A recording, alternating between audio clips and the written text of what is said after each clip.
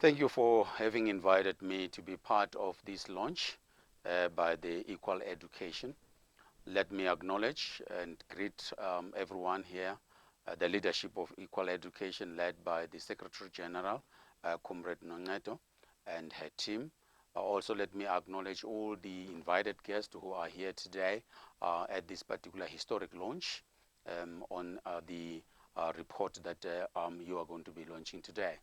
As the South African Democratic Teachers Union, we want to applaud you and indeed appreciate the work that you are doing in terms of the research, but also in terms of the campaign in order for us to able to realize equal education for all in our country. Your report that you'll be launching today comes 2 days before the 29th of November, where basically the Minister of Education has signed the norms and standard, and therefore you have characterized and be able to theme it correctly. No space for us, understanding overcrowding in Gauteng schools. Gauteng is South Africa's economic hub and has the largest share of the country's population at around 26.6%. It is therefore not surprising that the province is confronted with overcrowding of schools as people move to the province looking for greener pastures.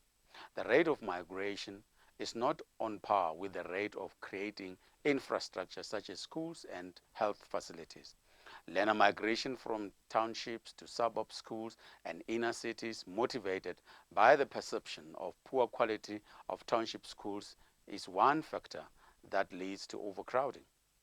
Class reputation is also cited as a contributing factor to overcrowding. Over-enrollment is also another fact that is causing overcrowding. We are yet to see the impact of the province online registration system in ensuring that schools do not over-enroll the learners. Overcrowding has a negative impact on the quality of education learners receive. Studies have shown that lower pupil-teacher ratio has positive effects on education. Large class sizes and poor teacher quality negatively impacts learner achievement. Teachers always raise concerns that overcrowding affects the following: classroom management, struggling to maintain discipline in the classroom, giving learners individual attention is one of the critical issues. They are ill-equipped to deal with the type of learners they have in their classroom because of the changes in the world and which we have got to adapt. Limits the time teachers spend on innovative teaching methods. Teachers suffer from burnout, effects of overcrowding on learning. Learners with barriers to learning have difficulty in coping in overcrowded classrooms. These are the learners who need individual attention and teachers are unable to reach to them and they therefore are left behind. Learners in overcrowded classrooms experience safety challenges, affects student concentration on their lessons, but also negatively affects classroom activities and instructional techniques. We would therefore recommend the following.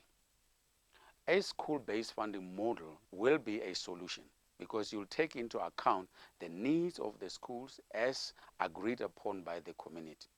Regulation and policy to limit the number of learners in the classroom should be implemented. We will need to employ teacher assistants in our schools in order to assist the teachers to be able to reach the learners. We would also need to increase the classroom space, renovate and add to existing classes. We need to reduce class sizes and teacher-educator ratio to a more manageable level. We would also have to review teacher capacity and classroom numbers.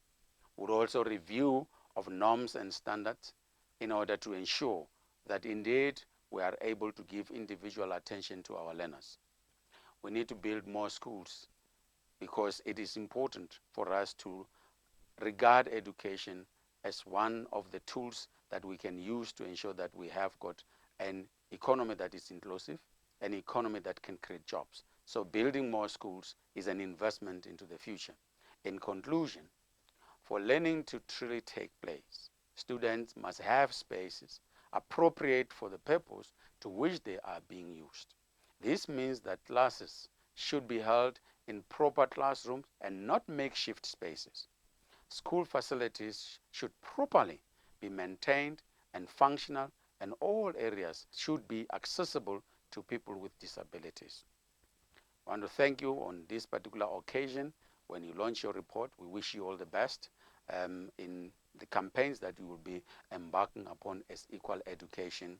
We stand in solidarity with you because we are part of education, and as the teachers, we are there to making sure that our learners learn, our learners are challenged in order to making sure that they're able to be critical and be self-standing human beings.